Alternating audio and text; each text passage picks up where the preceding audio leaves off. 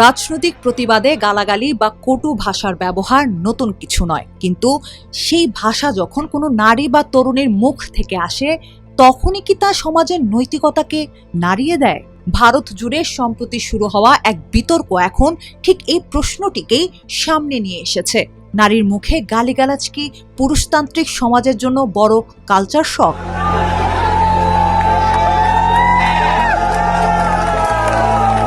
ঘটনার সূত্রপাত ককরোচ জনতা পার্টি বা সিজিপির শিক্ষা সংক্রান্ত সংস্কারের দাবিতে আয়োজিত আন্দোলন থেকে। দিল্লি সহ একাধিক শহরের এই বিক্ষোভে কিছু তরুণী আন্দোলনকারী ভারতের প্রধানমন্ত্রী নরেন্দ্র মোদীর বিরুদ্ধে তীব্র কটু ভাষা ব্যবহার করেন।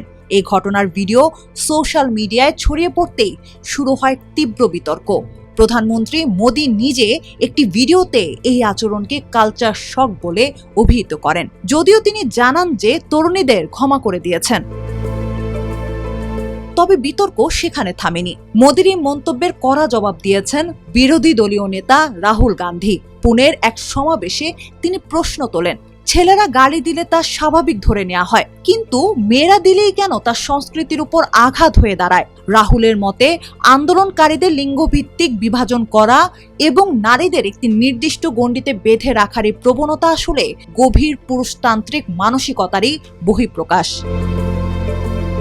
সামাজিক ও রাজনৈতিক বিশ্লেষকদের অনেকেই এই বিতর্কে দ্বিমুখী নীতি প্রকাশ করেছেন। জেন্ডার বিষয়ক বিশ্লেষক ও লেখকদের মতে সব দলের রাজনৈতিক নেতারা, এমনকি মোদী নিজেও অতীতে প্রতিপক্ষ নারীদের উদ্দেশ্যে আপত্তিকর মন্তব্য করেছেন।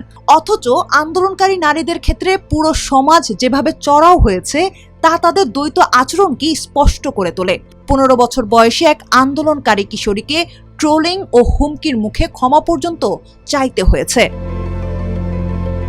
সামাজিক আন্দোলন গালি বন্ধ অভিযানের তথ্য অনুযায়ী ভারতের 55% মানুষ দৈনন্দিন জীবনে কটু ভাষা ব্যবহার করেন। তাদের জরিপ বলছে গালাগালি একটি সামাজিক সমস্যা, যা কেবল নারীদের জন্য নির্দিষ্ট নয়। তবে বর্তমান জেনজি প্রজন্ম এবং আন্দোলনকারীদের মতে প্রতিবাদের ভাষায় ক্ষোভের বহিঃপ্রকাশ হিসেবে কটু শব্দ যুগে যুগে ব্যবহার হয়ে এসেছে।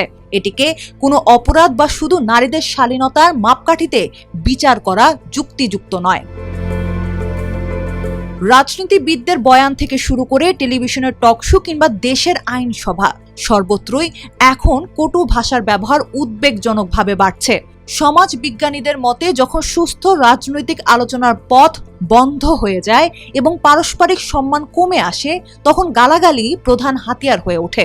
এটি শুধু ভাষার অবক্ষয় নয়, বরং গণতন্ত্র ও যুক্তির অবক্ষয়ের লক্ষণ।